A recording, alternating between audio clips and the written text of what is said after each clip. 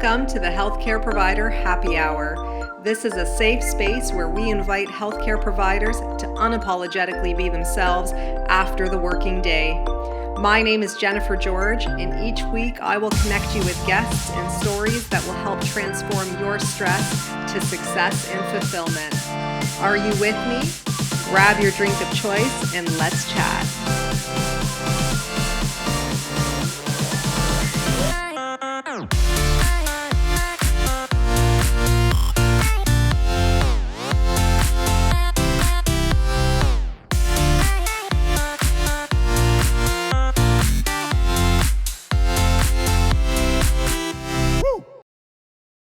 Hey everyone, welcome to the Healthcare Provider Happy Hour. I'm your host, Jennifer George, and I'm joining you this afternoon with a cup of tea. I want to chat with you today a little bit about one of my favorite topics on this podcast is communication, right? I've written a book on it. Communication is Care. You can check out the link in my bio. But if you followed me on Instagram as well at Best Obsessed with Jen, you'll know that kind of the top three things I talk about, and I'll be sharing more about this coming year is, healthcare provider well-being, burnout prevention, of course, and communication to maximize the best patient and provider care experience. I think those two go hand in hand. If a healthcare professional is feeling burned out, wiped out, they are not going to show up in their best form and communicate in such a way that it makes them feel good when they leave that interaction. It can't happen that way. It just doesn't make sense, right?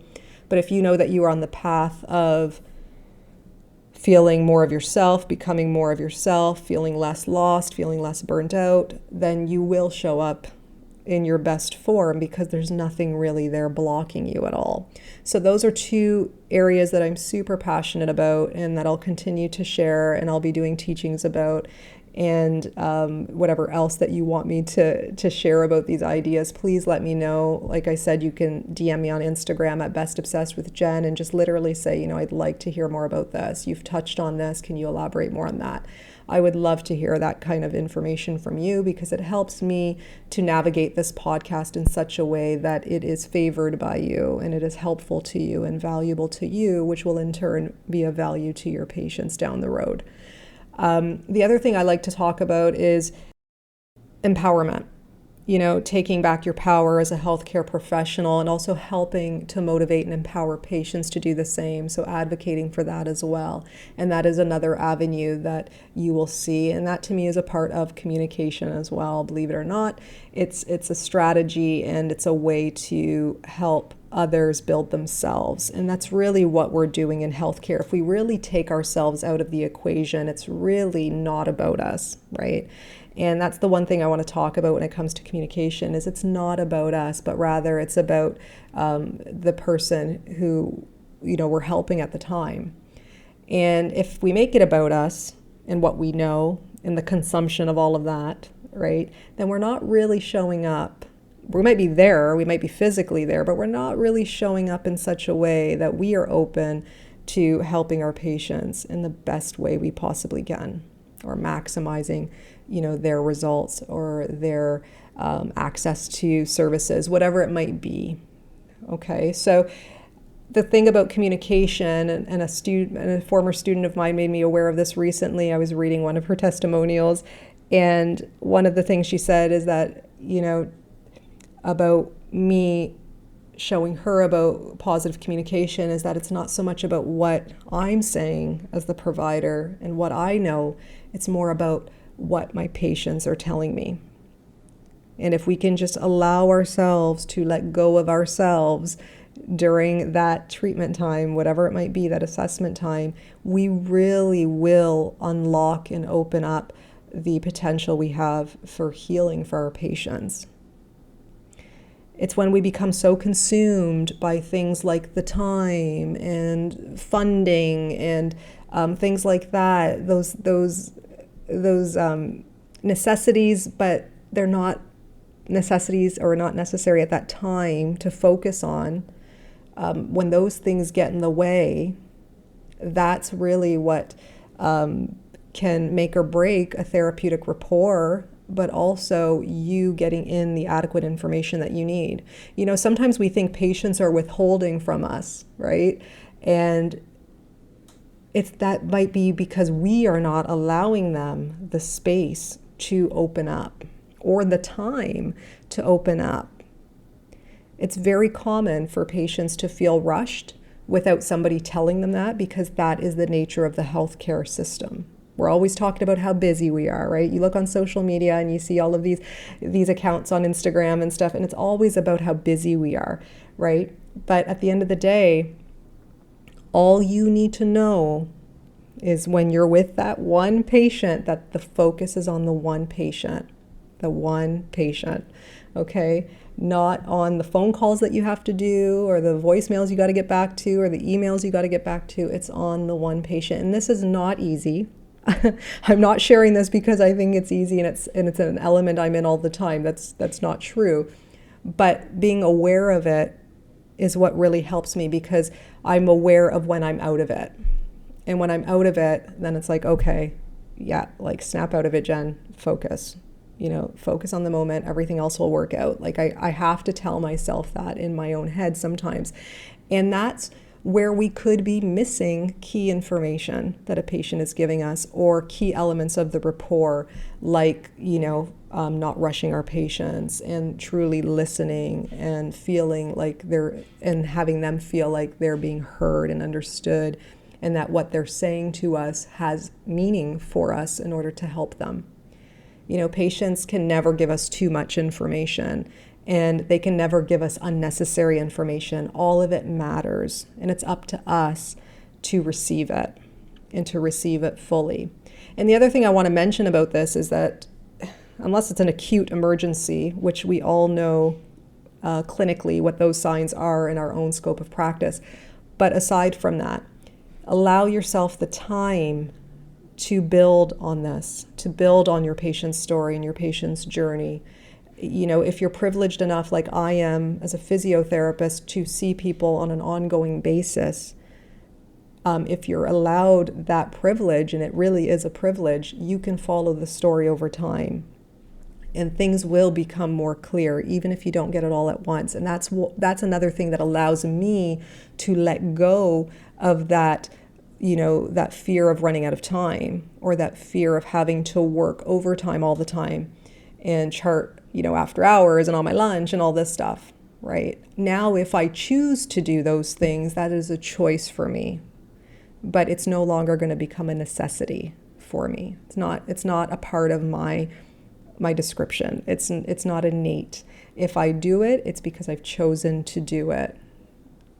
Okay, so it's up to us to be super mindful and present in the moments that we have with our patients, so that we don't burn ourselves out on the other end of doing the non-patient care tasks or things like that will eat up a lot of our energy. Let's be honest, I love patient care, right? If you had to pick, would you rather spend all of your time in patient care, or would you rather spend all of your time in documentation? I mean, I don't know about you, but for me, I would be spending a lot of my time in patient care. That's where I thrive. That's what I love. And so if I can align myself to design my day that way, then that's what I'm going to do. And I mean, that's one of the biggest complaints, right? Not enough time with patients. That's one of our biggest complaints. Not enough resources so that we can attend to our patients the way we want to, the way that aligns with our integrity. And so nothing is perfect. Understand that. And while it isn't, it's not that we're striving for perfection, but we are striving to operate in such a way that our values kind of come through our day, not just in certain aspects. They weave within everything. So if integrity, that's one of my core values, if integrity is a core value of yours, you are not just demonstrating integrity when it comes to patient care, you are demonstrating integrity when it comes to all aspects of your practice. Okay, so it's one of those things that internally compass you and give you direction if you are feeling super off track.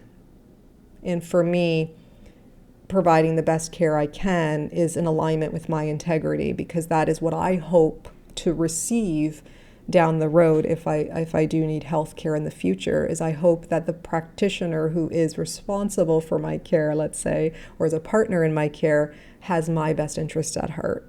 And I really believe in all of that energy and all of that coming back around to us. And I think if we could operate from a standpoint of what aligns with our values, that will start to show itself in the way we communicate. And, you know, if compassionate care is one of your core values, it's okay to reflect on that and ask yourself that, you know, was I really offering true, holistic, compassionate care? Because a lot of times, you know, it's hard, right? It's really hard, and we have to learn to be gentle on ourselves that way. But that doesn't mean we give up, and that doesn't mean we don't strive for better and more the next day. Okay? That's what gives us purpose, and that's another one of my values. So let me know what you think if you like this podcast. If it had some resonance and meaning for you, I would love to hear that. Take a screenshot, tag me on Instagram at bestobsessedwithjen. Also, I put on a webinar with Embodia, and it was about my book, Communication is Care. And if you want to check out the webinar, they are offering it for free. It actually says 30 minutes, but it actually ended up being closer to an hour at the time. So it's a live webinar that is on Embodia platform that you can access the recording for free. And the coupon is Communication is Care with no spaces, and it expires on January 31st at midnight. So check it out. Let me know what you think if you do watch it. It's free. You might as well check it out. Otherwise, it's a $30 webinar recording.